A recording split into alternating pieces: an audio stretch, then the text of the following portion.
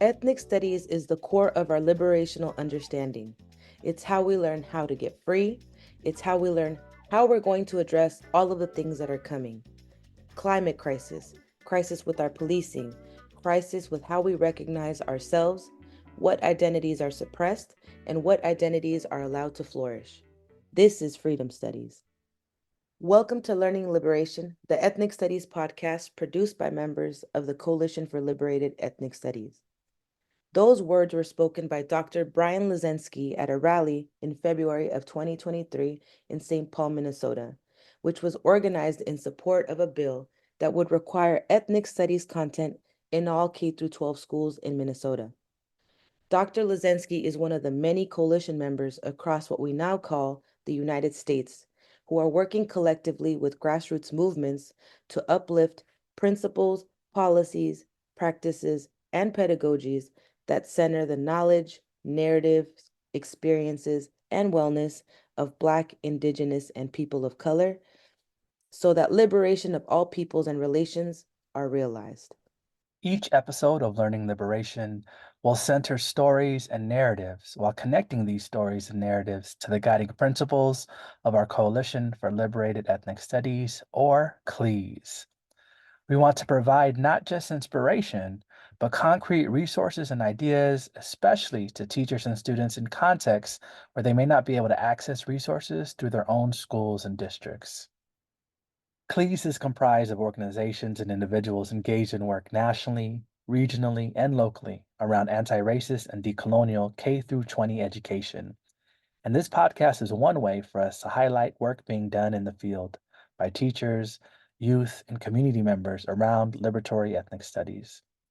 Learning Liberation will also highlight responses to the attacks on those teachers, students, and community members who are teaching and learning about ethnic studies, about critical perspectives on race, about the Palestinian struggle for freedom, about how Black Lives Matter in and out of schools, and so much more. Each episode will also feature ethnic studies practitioners across the U.S. to share reflections and best practices in the classroom and share lessons gained through their praxis, grassroots advocacy, and more. I'm your co-host, J.R. Arembwanga, originally from the unceded territory of Miwok and Yokich land known today as Stockton, California.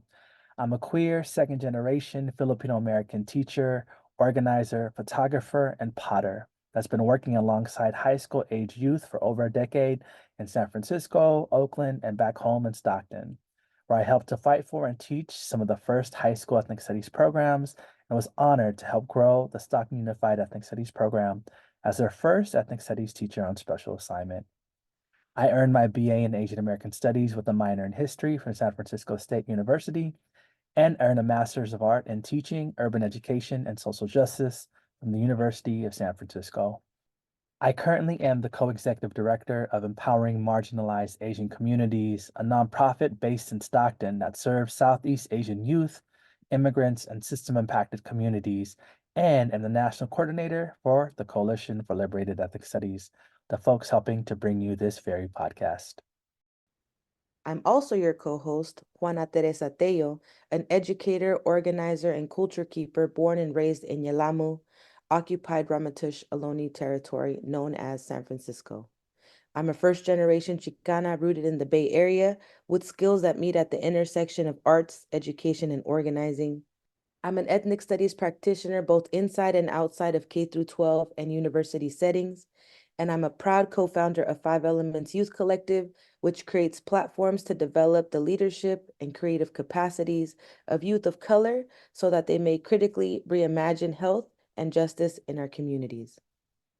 I'm a product of ethnic studies, and I graduated from UC Santa Cruz's Latin American Studies program in 2008, while simultaneously contributing to the youth organizing legacy in the Bay Area through campaigns for racial, economic, environmental, and educational justice. In 2010, I was involved in local efforts to institutionalize ethnic studies in San Francisco Unified School District, and since then have built leadership development partnerships to strengthen school and community pathways that involve students in community campaigns. To kick off this podcast's pilot episode, we're joined by my very own co-hosts, Juana Teresa Tello, as well as Anita Fernández and Jason Ferreira.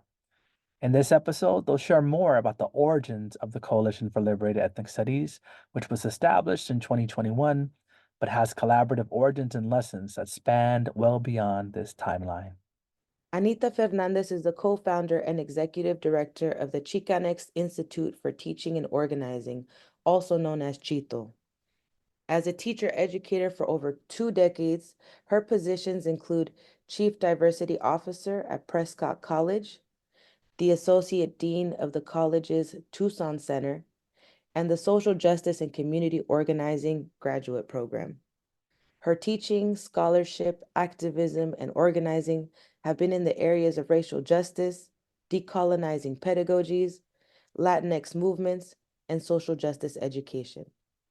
After the 2012 dismantling of Tucson's renowned Mexican American Studies program, Dr. Fernandez co-founded CHITO, an urban education consulting collective, continuing the legacy of that program by providing decolonizing professional development to educators across the country.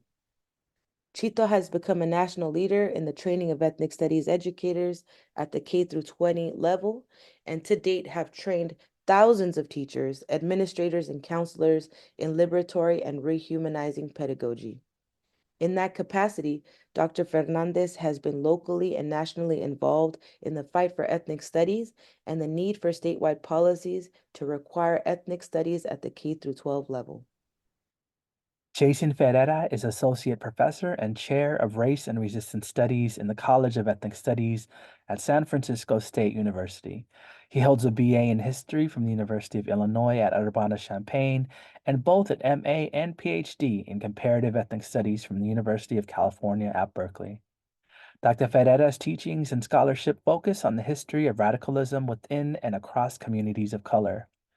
Drawing upon dozens of oral histories and extensive archival research, he is currently working on the first social history of the multiracial struggle that culminated in the momentous Third World Strike at San Francisco State, giving birth to the first Department of Black Studies and first College of Ethnic Studies in the nation. Currently, Dr. Ferreira sits on the board of directors of Frontline Catalysts, a grassroots nonprofit dedicated to empowering frontline youth to lead the movement for transformative climate justice through the utilization of ethnic studies pedagogies. Further, he sits on the board of directors of the Kendra Alexander Foundation and is a project director of the Eyes on Arizona Project, an initiative dedicated to providing political education, encouraging civic engagement, and developing leadership skills in youth in pursuit of immigrant justice. So welcome to you both. Thank you for joining us. Today, we hope to highlight how we got to this podcast and spotlight examples of what ethnic studies looks like in the classroom, K-12, and in the community. And our goal is to keep folks informed about local and national struggles, to reclaim, expand, and defend ethnic studies, and really put this podcast into context in this current moment. So we're diving in to understand the origin of CLES, and we want to start off by asking you both, what is and isn't ethnic studies, right? And how is it different than multiculturalism? Well, thank you for having us on this podcast. It's an honor to be here and to support such an important initiative, right? If nothing else, to really also answer this question, make it clear to people, what is the difference between ethnic studies and multiculturalism? In the context of this conversation, we'll probably get deeper into examples of ethnic studies. But one of the things I always like to say is that, ethnic studies is much, much broader than anything that takes place exclusively in the classroom, right? It's an involvement in community. It's bigger than any syllabus. And in fact, it's not even a thing, but it's a verb, right? It's a way of understanding and seeking to transform the world. Multiculturalism is just the same old package in a new package. The same old product, rather, in a new package. I like to think of ethnic studies, and I know this might sound a little bit corny, but I always think ethnic studies is like love, right? It's not something that you is. It's not just sentimental. Love is something that you do, right? And there's a tough love, there's a rigorous love, there's an unconditional love, and all of those are aspects of what ethnic studies is. It's an undying love, and what I'm speaking here is a love, an unconditional love for our peoples, right? Oppressed peoples in the barrio, in the communities that we come from, and the histories that we sit upon, the shoulders that we sit upon, right? Now, there's a lot more, obviously, that goes into it, but multiculturalism is just, like I say, it's a repackaging of the same old product. It doesn't change the story. It might change the who's in the story, but it doesn't change the essence of the story, right? Why things happen, right? It might say who's there, so we might get Crispus Attucks in our history books.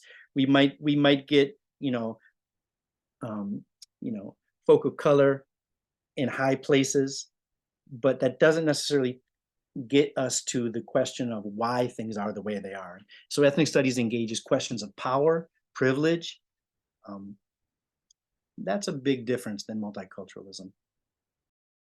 I would add, in the context of some of the ways that we're seeing ethnic studies be co-opted, where it's multicultural education that folks are doing and implementing in schools and calling it ethnic studies, is multicultural ed is inclusive of everyone, right? Of all folks that are marginalized in any way, whereas ethnic studies really focuses on for racialized groups, right? And that doesn't mean that within those groups we're not talking about different parts of people's identities, et cetera, but like Jason said, it's an analysis of systems of oppression and a critique of imperialism.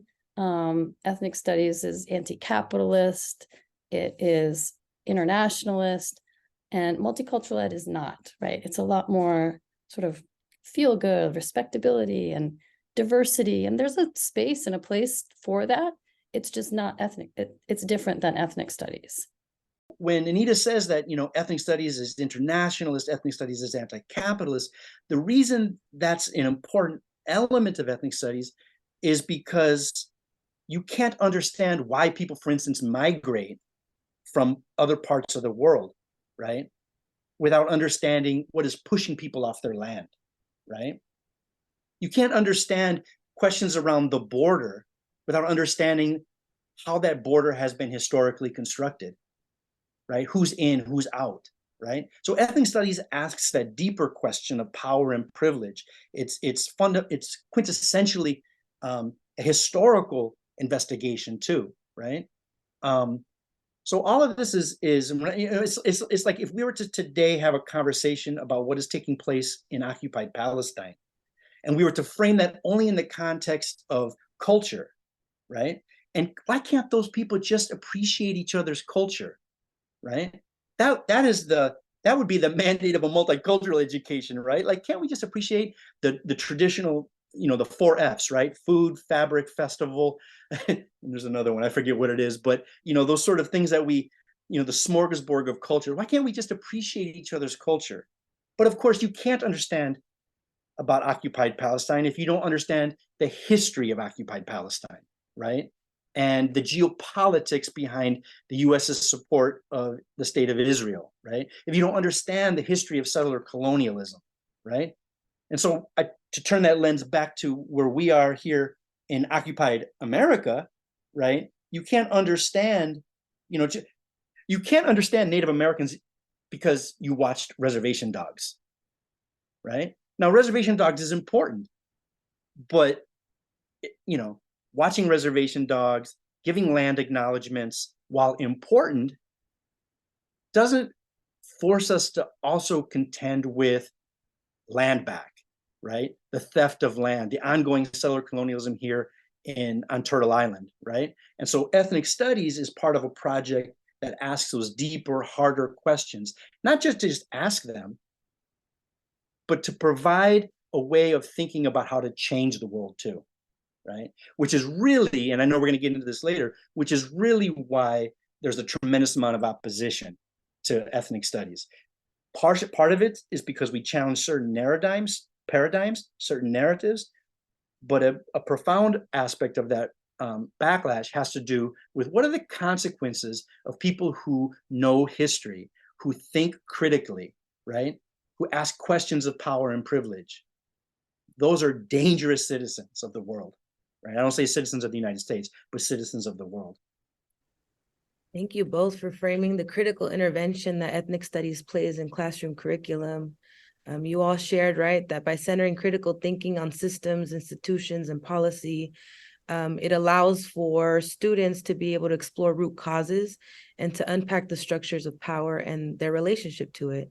So ethnic studies really puts into current context the conditions, right, that we face, and it puts it into the critical context of systems and history. And with that said, we'd love to hear if you could share a story that illustrates its importance and its impact on young people.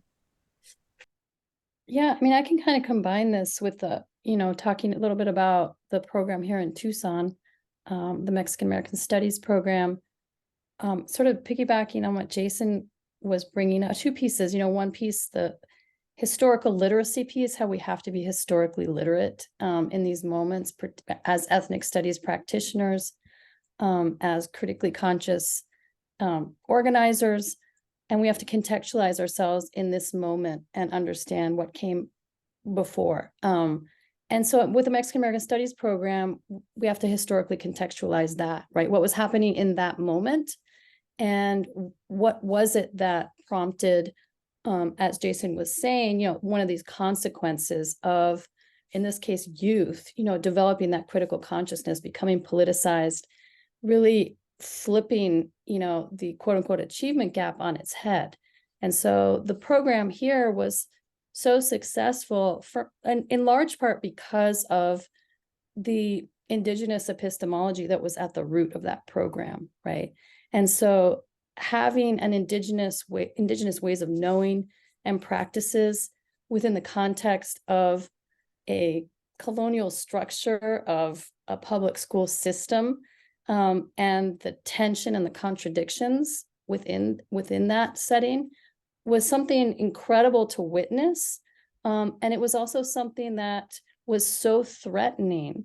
It was such a threat to hegemony. It was such a threat to the state that literally legislation had to be written over and over again several times until they got it right for a bill to pass to shut down one program in one school district in an entire state.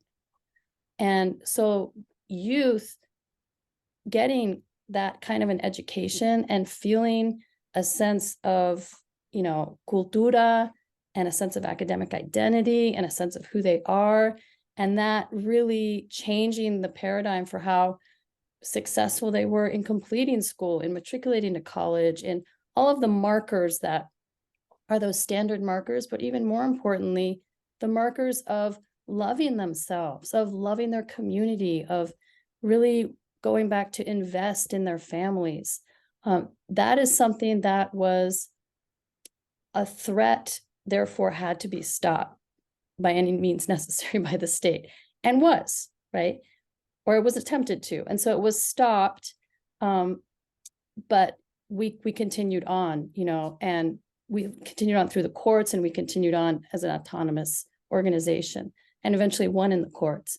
But in terms of like beautiful moments of, examples of ethnic studies, is seeing those youth, the way that they fought for their education, right? They were not only out on the streets, they were, walking out, they were writing, they were creating, they were using every possible tactic and form of analysis that they had to try and save their classes.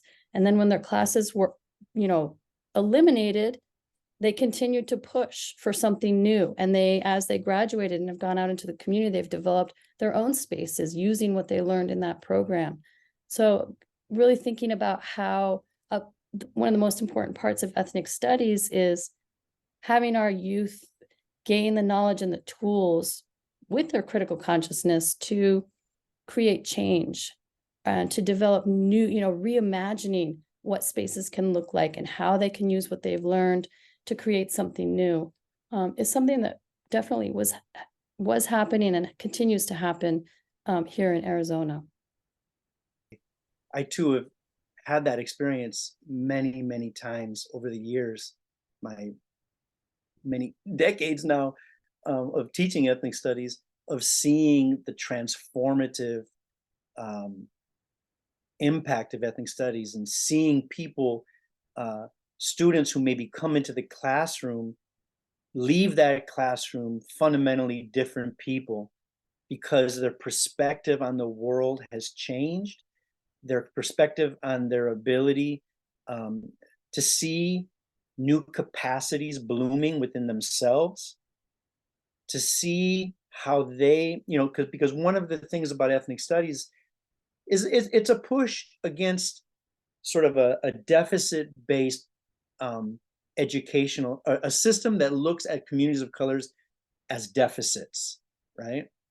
Things that we don't have. And so when you have a curriculum, when you have an educational experience, which identifies, that doesn't duck the problems, the real problems that exist within all of our communities, but recognizes the strengths that exist within our communities, right? That there is and this is very important, that there is a knowledge base within our communities already, right? That, in other words, we don't have to just go to a university to find knowledge, right? We don't have to depend on people with PhD. I say that as someone with a PhD. We don't have to depend on someone with a PhD for their expertise, but that in our communities, we have elders, we have community members who carry ancestral wisdom, who carry a very sort of like even street knowledge, right? That is on par with the experts, right? And in some ways is even deeper than the experts, right? The oppressor always knows the oppressor in many ways better than the oppressor knows him or herself.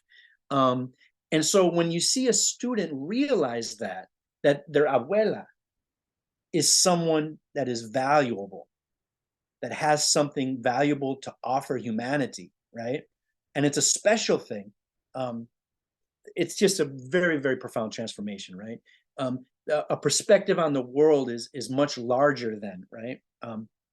Because it's usually not just your abuela that you think about. You think, oh, all these other people, the bus driver here, the bus driver on the Muni line knows something about urban politics, right? Because that bus driver has to live it every day. The other thing I want to say, and maybe this will be a little controversial, but I think it needs to be said. You want to also know an impact of ethnic studies that I think doesn't get talked about a lot, and that's its impact on young white folk, young white students, and the threat that that imposes. Because if we live in a society where the history that is being told, where the stories that are being told in media, but definitely in our curriculum, is premised upon a series of lies, they're not just lying about us, right? They're also offering a lie to these young white students too. And one of the experiences I've had, and you can see this, you see it during the strike in 1968 at San Francisco State, and I've seen it in practically every single sort of upsurge in defense of ethnic studies on college campuses, in Berkeley in 1999 and any number of places, is that white students begin to feel that they've been lied to too, that they've been sold a false bill of goods, right? And that whereas they've been told to identify with this particular form of whiteness, let's call it, that there are other ways of living and negotiating in the world, interacting in the world, premised upon other principles of justice and solidarity, right? Like, why did I not know, they would say, about John Brown, right? Why do I not know about all of those brave individuals who went and acted in solidarity, gave of themselves, not just in words, but in deed, to the civil rights movement, to the Black freedom struggle in the South, right? Some of them ultimately giving their lives too. And that's not I'm not saying to replace that, the white savior thing. Don't misunderstand me. That's what I'm saying. But what I'm saying is that when you begin to open up questions about the historical narrative and new forms of identity, that even these white students are forming new identities, right? It's what scares to death the elite today when they look at young folk who aren't as invested perhaps in some of the old stories and old identities that have been big sellers for many generations. So anyway, I just wanted to lift that up. Appreciate you both for this, the rich examples that you're providing on this question, and just wanted to chime in a little bit myself, from the outside looking in as a community partner, doing the leadership development through community organizations, right? The grassroots campaigns and organizing, seeing the impact of these classes here in San Francisco Unified School District. You all highlight and underscore the power of ethnic studies to cultivate agency and leadership to reimagine their education and also their communities. In San Francisco Unified, throughout the years, we've been able to develop and cultivate school to community pipelines. And really, we've reframed the pipeline to pathways, understanding the context of pipelines in our communities and indigenous lands, but thinking of the partnerships that allow to strengthen what we provide in the classroom, the critical thinking, right? And to be able to create spaces for problem solving.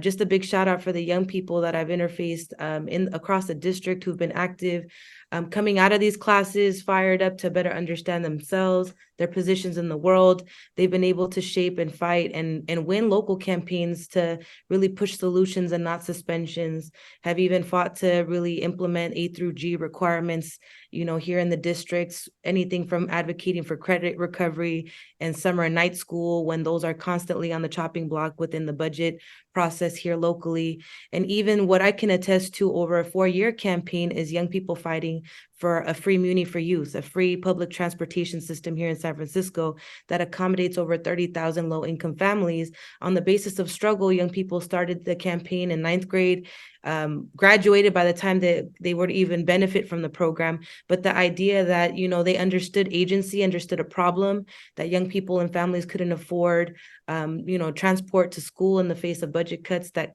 eliminated a lot of the yellow school bus services to get them there. Young people being ticketed hundreds of dollars, and even the loss of life here in San Francisco because of the lack of funding to be able to move and do so. Young people fought for 4 years to make that a reality, and something that young people led as a demand coming from understanding problem and really visioning solutions. And then a big shout out to them, because here locally in the district, we started with a pilot program at 5 schools and we're able to expand to all 19 high schools. But that was led by young people, once being in the classroom, once attesting to, how they understand themselves in the world, and them being then advocates to expand this victory so that generations in the future could also benefit from, the impact of this curriculum in the classroom. So big shout out to the young people, and thank you all for sharing of those examples. Jason, I'd love to know if you could share a little bit about a brief history of the ethnic studies struggles that were birthed out of the San Francisco State University, right? Context. Please tell us more and how you see that really informing the work that is unfolding today. Wow, that's a really big question, and what makes it even more complicated is I've been working on a book on the movement that led to the establishment of the strike at San Francisco State in 1968.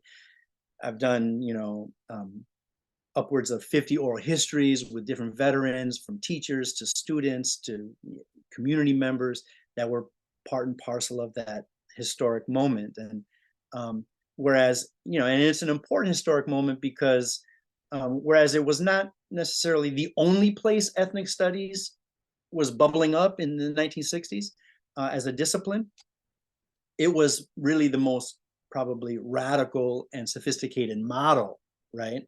To the extent that for 50 years, it was the only place where there was such a thing as a college of ethnic studies, not a department, not a program, right? Not an initiative, but a college of ethnic studies. And that speaks to the strength of what happened in 1968. But the reason I hesitate to even jump into this is because it's like, when you study something for so long, you could go on and on. But let me just say this about the history. People often talk about ethnic studies starting in 1968 at San Francisco State. What happened in 1968 with that strike, and it was, it's the longest student strike in U.S. history. It lasted for almost 5 months. It was incredibly violent in terms of the amount of state repression that came down on those striking students. The demands, as I said, were very radical. And out of it came a College of Ethnic Studies. But that strike didn't start ethnic studies. all that that struggle did, was give institutional legitimacy to a project that already existed. In other words, people were already engaged in the praxis of ethnic studies. And to be quite frank, it wasn't even called ethnic studies at the time. It was called third world studies, right? Ethnic studies was the term that the institution put on this movement to sort of water it down, right? Maybe we can come back to that, because this has been something that has been controversial around issues of should we or should we not include our Palestinian brothers and sisters in ethnic studies. And, you know, if you look at the history of the founding at ethnic studies at state, third world studies, most definitely Arab Americans and Arab American studies is a part of ethnic studies. Why? Because they are part of an anti-imperial, anti-colonial movement, an international movement against racial oppression, against colonialism. So yes. Okay, back up a second. So what do I mean by it just put the institutional stamp on? And what, because it leads to the question, well, what predates it then? Ethnic studies, as we think of it today, third world studies, as was articulated at the time, Black studies, Raza studies at San Francisco State, Asian American studies, were parts of social movements, right? It's not that ethnic studies begins in a classroom or begins in an academic institution. It begins in movements for freedom and liberation, right? This is why, for instance, you could track the history of ethnic studies back to the fugitive acts of the enslaved to teach literacy to each other outside the watchful eye of the plantation master, right? The types of educational activities that were involved in labor unions in the 1930s, right? Or probably the example that most people can understand, the freedom schools of the Student Nonviolent Coordinating Committee in Mississippi in the early 1960s, right? That is the linkage of education with social movement. That's no different in 1968 at San Francisco State. The Black Student Union in particular was involved in the community, was involved in community work, fighting against redevelopment in the Western Addition, in the Fillmore, working with the Panthers in Bayview, Hunters Point, and the Breakfast for Children program, but involved in a whole number of community programs like tutorial programs, community involvement programs, a whole series of community work. And what brought them all together, what linked them all together, was also this educational practice, the development of Black studies, right? Black studies was part and parcel of social change. You didn't just study the world, you also were involved in transforming it. And in doing so, you yourself were also transformed, right? Theory and practice, study and action, the two were dialectically connected to one another. So the BSU was already involved in this at San Francisco State. And mind you, I'm giving you a very thumbnail sketch here, was already involved in this, right? And seeking to actually implement it in the institution, right? So that all of the students, and it also involved bringing more students of color on. I mean, here's the thing. They weren't just going to high schools and bringing in students that were already college bound or quote unquote college material. They were bringing in brothers and sisters off the block, right? Folks who were, involved, let's just say, in the informal economy, right? And saying, we're going to take you and we're going to force this university to accept you, to bring you here. We're going to support you. We're going to educate you. We're going to get you involved in your very own community. That was part of the thinking, right? And the reason I'm spending a little bit of time on this is because sometimes when we talk about ethnic studies, we only focus on sort of the academic, right?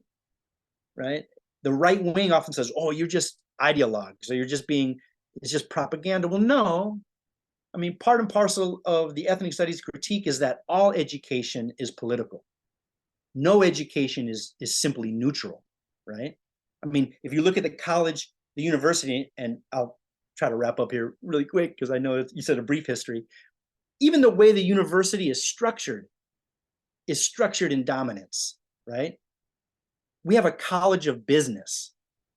The architecture of the university, we have a college of business. We don't have a college of labor, even though most people are working people, right? We have a college of business, which is premised upon teaching and furthering the status quo, which is the accumulation of capital, right? And then they have the individual departments within it that facilitate that, marketing, finance, advertisement, all that, right?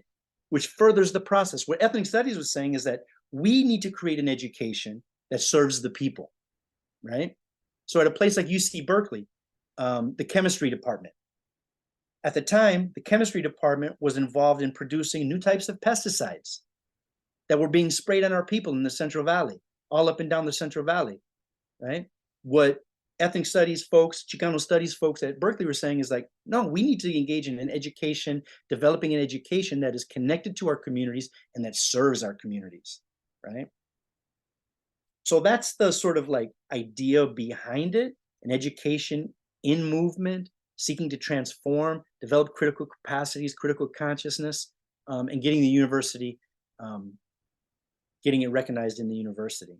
And then I'll just say this, I'll end with this. When the strike was over, Nesbitt Crutchfield from the Black Student Union was interviewed, and they asked him, say, well, how does it feel now that the strike is over? Or some such question. And he said, the strike is over, but the struggle continues. The strike is over, but the struggle continues, because they could clearly see that while they had made an impact in getting the College of Ethnic Studies created, of forcing open a space within an institution of higher education, they realized that two things. One, they didn't get everything they wanted. And two, there would always be the reaction, right? And I think if anything, and maybe this is where I pass the baton, whether we're talking about, other ethnic studies struggles, in the early 2000 teens around Tucson, or whether we're talking about Black studies today in places like Florida, I mean, these are all part of the same struggle. And in fact, the people who are opposing us today are just modern day incarnations of the very people who stood at the schools 50 plus years ago, not letting us physically in or not letting our stories in. Blame emojis.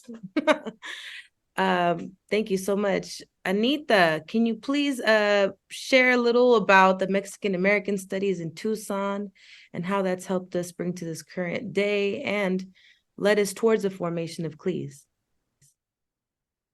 Sure. I touched on it a little bit, but now I'm inspired by Jason's historical overview and the connection between, the struggle and how the struggle continues after the strike and how it's continuing now. And I look at, what happened in Tucson and the way that everything went down really, really did light a spark for the rest of the country in that moment, right? To say, what is it that was so challenging to the status quo that they were doing in Tucson and was so successful? Like, we want to do that in K-12, right? The program here was one of the most highly, not only surveilled, but actually researched and analyzed and, critiqued high school programs in the nation around ethnic studies. And so they would come in, the state would come in with all of these audits and try to, break it down and say it's not working. And,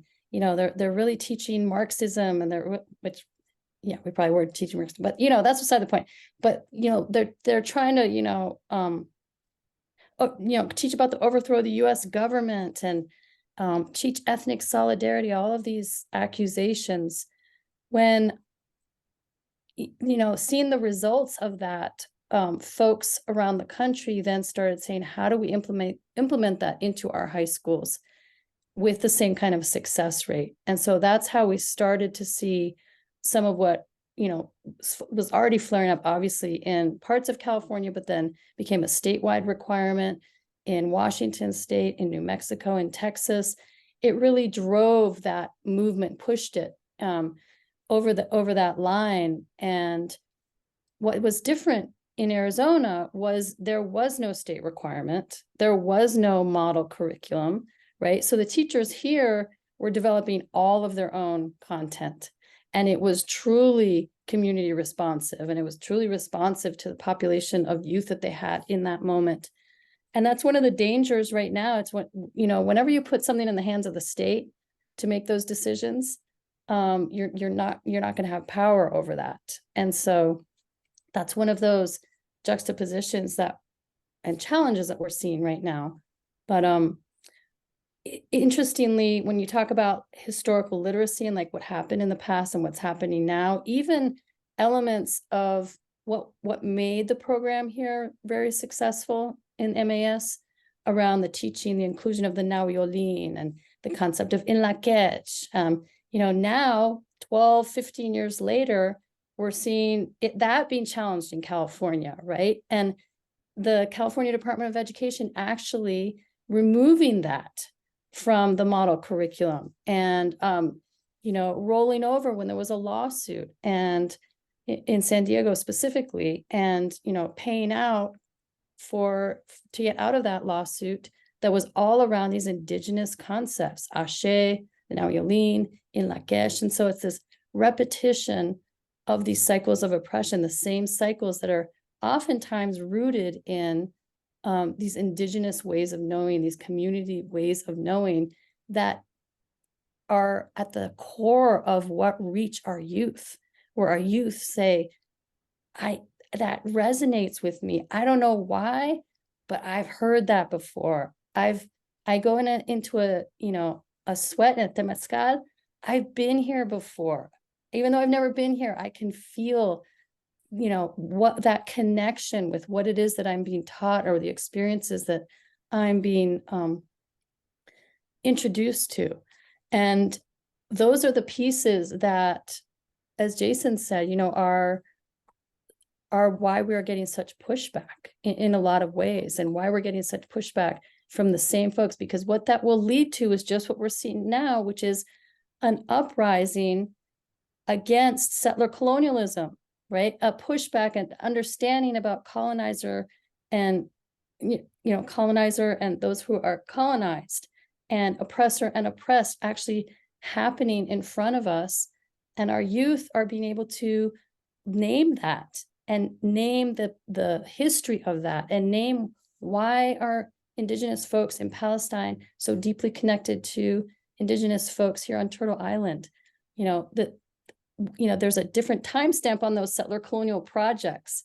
And so there is this deep connection about what's happening in Palestine is that Israel is this incomplete settler colonial project. And so they're looking to indigenous folks here to say, how do we work in solidarity together? I do think that the Mexican American Studies program in Tucson did really forge and push ethnic studies at the K-12 level in particular to launch into this new era in the last 10, 15 years. Thank you both. And from your vantage point, we want to continue connecting the analysis and the context you both shared, whether it's San Francisco State in the 60s and what led to that, whether we're talking about Tucson, Arizona, and the MAS program. We want to put it in the context to what currently is unfolding nationally and what led to this podcast, and really put into context also the national efforts to protect the integrity of a vision for a liberated ethnic studies. And so we'd love to ask you, why do you think educators and activists are so impassioned about the importance of ethnic studies? And can you give us some examples of the backlash educators are experiencing today? Yeah, I can contextualize the backlash for sure. And CLEAS really was developed in response to that backlash, specifically around the watering down of the California model curriculum. The original version being written by many of our comrades and colegas, and that included the teaching of Palestine. So then when that came under attack by, Zionist forces, the California Department of Education decided to reconvene a group to rewrite that model curriculum. The original group said, we don't want anything to do with it. They developed Liberated Ethnic Studies. And so, Save Arab American Studies developed, and as a push for the inclusion of Palestine in that curriculum. So the criminalization of including any teaching about Palestine, and even any teaching about Muslims in a lot of different ways, you know, and a very specific definition of anti-Semitism is what has led in California specifically to a lot of the attacks. So we're seeing attacks across the nation in terms of African American studies, you know, in the South, and trans and inclusion of trans and queer literature, history, very existence of our youth, you know, to what we're facing as CLEs also is this attack because of our support and inclusion of the teaching of Palestine. And so it has gotten to the point where folks are being, you know, individually attacked. We have lawsuits against us as individuals, as organizations that are providing professional development to school districts. We are being called anti-Semitic. Most recently, you know, now it's that we are supporting terrorists because we're, you know, speaking out about the conflict, the genocide that's happening in Palestine. And so the attacks are real. And you know, as Jason said, when you look at who is fueling those attacks, you can really go back to many of the same deep-rooted organizations, individuals, ways of thinking that we are now facing today.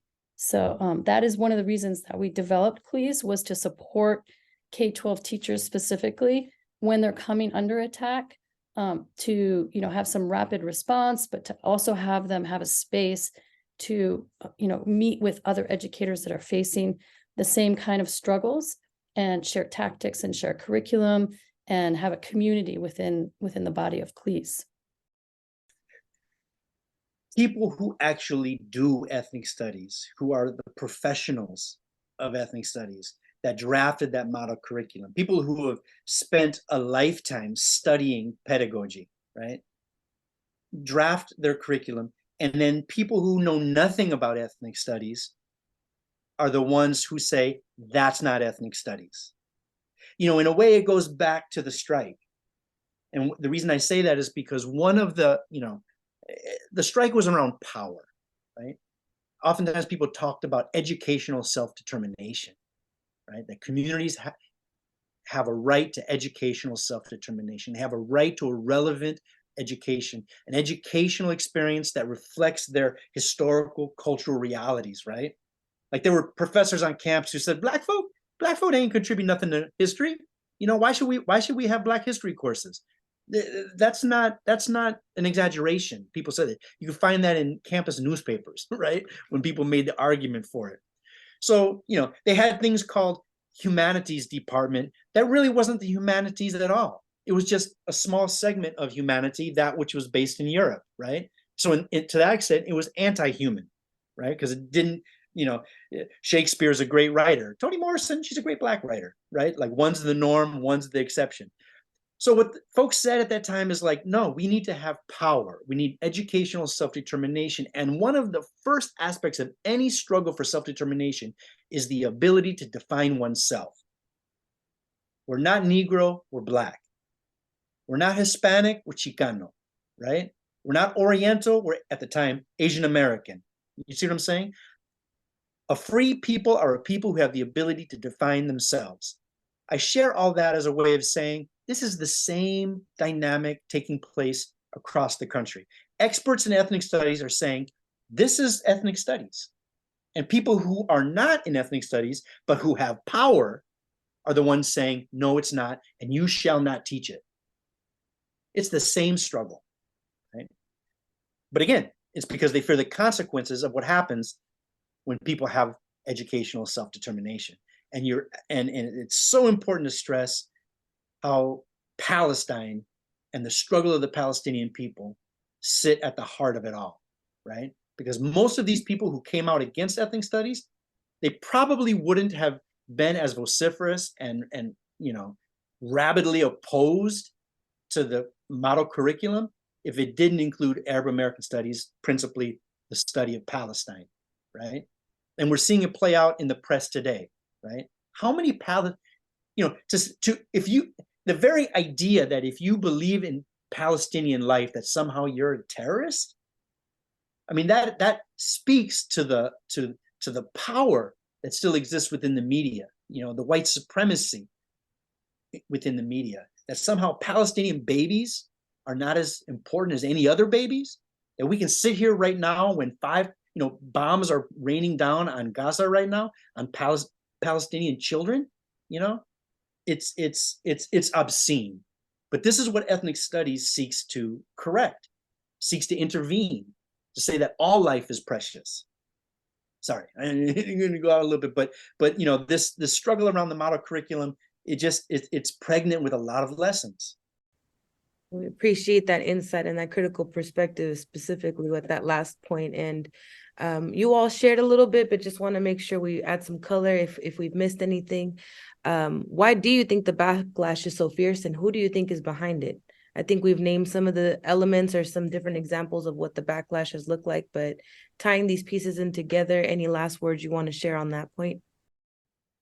I mean, I think I would share just as a, on an upside, that when you look at what's happening right now, yes, we are coming under attack. Yes, these attacks are, violent oftentimes, as we've seen recently. But when you look at the big picture, internationally, we're winning, right? The fact that there is so much pushback and the fact that we are hearing about this so much, look at how many people are in solidarity right now with Palestinians. We have never seen this before globally. We have never seen the support for ethnic studies nationally the way that we are seeing it. The reason that there is so much pushback is because we are making so much headway, and we are changing the way that people are talking about these issues. We are giving people have much more of a framing. Our youth have more of a framing. They have the language, they have the skills. It's a different moment. And I think that it's important to name that and to see that while we're undergoing, what can be really painful and oftentimes dangerous backlash as well. I don't have much more to add except to agree. Winning is a sometimes feels like a relative concept. In 1 minute you feel you're winning, and then the next minute you're feeling you're getting your tail whooped, right? But I do agree. I want to say a couple things. One, I do agree that I mentioned earlier the crises of legitimacy. Sort of a widespread, multifaceted series of crises that are happening, and in that, yes, part of it is this different aspects of the system trying to regain control. But what are they trying to control? They're trying to control a crisis, which means there's an opportunity for us to continue building upon, and this is my second point, a long history of struggle, a long history of dreamers, right? Our ancestors, right? And I don't bring them up in some sort of romantic way, but there are generations of people who have struggled under conditions that, not that what we face today is not stark and even dire in some respects when one thinks about where things could go. But imagine trying to organize, I don't even want to say in the shadow of chattel slavery, but in the midst of chattel slavery, right? So, yes, things are bad, but we also have a lot of assets. We have a lot of things that we can draw upon, and there are a lot of opportunities before us, right? If we can seize them, if we can support one another, if we can generate and support the development of youth, the capacities of our youth, if we can deepen the types of solidarities that exist between communities of color, right? That's a lot of ifs, but I think ethnic studies is a piece of that, right? I think we do a huge disservice to ethnic studies if we only think about it in that narrow box of what are your student learning objectives, right? What books are you reading in your class? As significant as those things are, we have to have a more expansive, capacious understanding of what ethnic studies is. Beautiful. And on that note of opportunity, recognizing that we've been in periods of crisis, right? The crisis looks different in different contexts, but when we meet that crisis with the opportunity to really center hope, center our assets, and center our strengths as a community and that collectivity that we cultivate, what's the opportunity at this point in time to relate, connect, and get involved with CLES? Right, great question. Thank you. Yeah, crisis is opportunity. We got to scale up our movements, right? And so this is the moment to join together. And if you're interested, we just really encourage folks to join CLES, become a member. We have different committees that we really need support with, whether you're interested in working on a podcast like this one, some outreach. If we have a youth organizing component where we've just brought on a cohort of youth organizers, as well as looking at, marketing and policy. So we need folks. We're looking at regional groups as well. We have members from all over across, the US, and we're trying to, sort people and get people together to look at the regional issues that are taking place. So please join us. And we'd just love to have you jump on board. All of our gratitude and love to Juana, Anita, and Jason for their time, their thoughts, their incredible insight into the longstanding fight on the ground for ethnic studies in K-12 classrooms. Paulo Freire once said, "There's no such thing as neutral education. Education either functions as an instrument to bring about conformity or freedom." Anita and Jason reminded us that ultimately there's a difference between education and schooling, particularly in the US context. Many of us know that the history of the modern public school structure sought to prepare students to grow up to be workers, compliant, efficient, and productive. And although ethnic studies as a pedagogy aims to challenge this idea and open people's minds to the possibility that education can liberate and empower us all, rather than reinforce frameworks of colonialism, we also know that this is much easier said than done when you're right in the thick of it. Throughout the rest of the season, we and our guests aim to discuss ethnic studies as more than just a theory and highlight the ways that it can become praxis and real for educators and students everywhere. We look forward to having you along with us for the ride. Our guests join us from the Tohono O'odham land and Muwekma Ohlone territories on Turtle Island, occupied and unceded land forcibly taken by the U.S. government. As guests on this land we inhabit, we're thankful to exist in the ancestral villages of Indigenous people to Tucson and the Bay Area, with respect and commitment to understand the history and context of the place that we inhabit. As we unite to defend liberatory ethnic studies in our public education system, we strive to inform and take critical actions for Indigenous sovereignty, land back, and third world solidarity in our collective responsibility to the land, to each other, and to our futures. Please check out our website or podcast show notes to find out ways you can directly support the Indigenous peoples from where Juana, Jason, and Anita currently reside. We're a growing movement, and if what you heard in this episode inspires you, we invite and highly encourage you to become a CLES member and to help spread the word to your folks. Donations for this podcast are always welcome, needed, and appreciated, and you can donate online on our website at ethnicstudies-coalition.org. You can find the Coalition for Liberated Ethnic Studies on Facebook, Instagram, X, and TikTok. And check out our podcast show notes and website at ethnicstudies-coalition.org, where you can find more tools, merch, and information and resources mentioned on this episode and on our podcast in general. Learning Liberation, the Ethnic Studies podcast, is produced by members of the podcast team of the Coalition for Liberated Ethnic Studies. Our theme music was produced by Coalition member Sharif. Our podcast art is designed by me, and the podcast is hosted by Juana Teresa Tello and myself, J.R. Arabuanga. From the front lines in the classroom to the front lines in the streets, sending revolutionary love and solidarity your way. Peace.